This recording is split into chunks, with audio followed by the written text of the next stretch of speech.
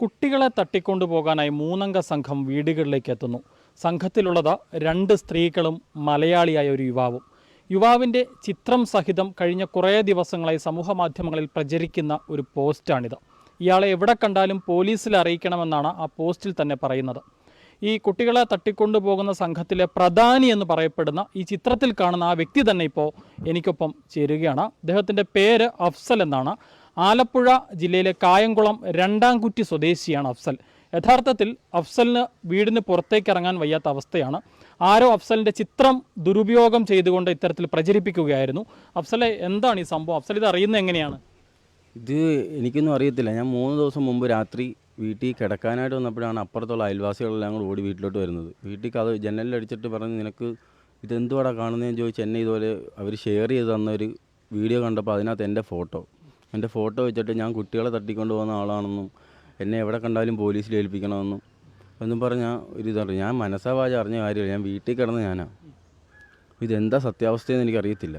എനിക്ക് പിന്നിലാരാന്ന് അഫ്സലിന് അറിയാമോ? അറിയത്തില്ല. ഞാൻ അങ്ങനെ ആരെയും സംശയിച്ച് പറഞ്ഞിട്ട് കാര്യമില്ലല്ലോ. പോലീസ് കണ്ടുപിടിക്കട്ടെ. എനിക്ക് അങ്ങനെ ആരുമായിട്ടും ശത്രുതയൊന്നും ഇല്ലാത്ത ഒരാളാണ് ഞാൻ. എനിക്ക് 3 മക്കളുള്ളതാണ്. അവരും സ്കൂളിലൊക്കെ പഠിക്കുന്നത്. അവർക്ക് സ്കൂളിൽ പോകാൻ പറ്റാത്ത അവസ്ഥയാണ് ഇപ്പോൾ. അവരെ സ്കൂളിൽ കൊണ്ടുവിടാനോ അല്ലെങ്കിൽ എനിക്ക് ജോലിക്ക് പോകാനോ എനിക്ക് പുറത്തിറങ്ങി ആൾക്കാരെ ഫേസ് ചെയ്യാൻ പോലും പറ്റുന്നില്ല.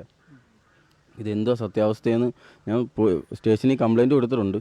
അപ്പോൾ അവർ പറഞ്ഞ ഉടനടി എന്തായാലും നിനക്ക് നടപടി കണ്ടെത്തി തരാമെന്നാണ് പറഞ്ഞിരിക്കുന്നത്. അഫ്സൽ പുറത്തേക്ക് ഇറങ്ങുമ്പോൾ ആളുകൾ ഇത് തിരിച്ചറിയുന്നുണ്ടോ, ചോദിക്കുന്നുണ്ടോ?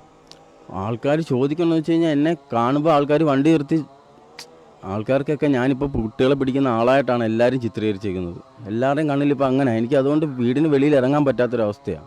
ഞാൻ ഇതിനകത്തുനിന്ന് നിരപരാധിയാണ്. എനിക്ക് അറിയത്ത് പോലുമില്ല എന്തോ സംഭവം. എനിക്കും കുട്ടികളുള്ളതാണ്, അതാരും ചിന്തിക്കുന്നില്ല. ഇവർ കൈ കിട്ടുന്ന അങ്ങ് ഷെയർ ചെയ്യുക, അത് എൻ്റെ ഫോട്ടോ വെച്ച്. അഫ്സലിന് ജോലി എന്തായിരുന്നു?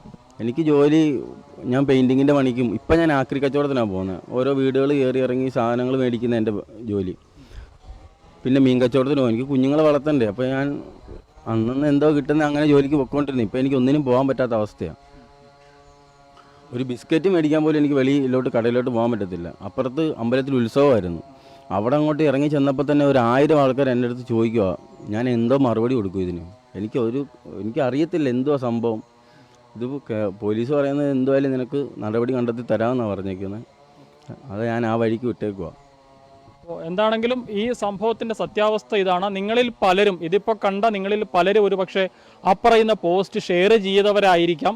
എന്താണ് ഇതിൻ്റെ സത്യാവസ്ഥ എന്ന് അന്വേഷിക്കാതെ കയ്യിൽ കിട്ടുന്ന എന്തും ഷെയർ ചെയ്യപ്പെടുന്ന ആളുകൾക്കുള്ള ഒരു മുന്നറിയിപ്പ് കൂടിയാണിത്. ഇത് ഒരു വ്യക്തിയുടെ ജീവിതം തന്നെ തകർത്തിരിക്കുകയാണ്.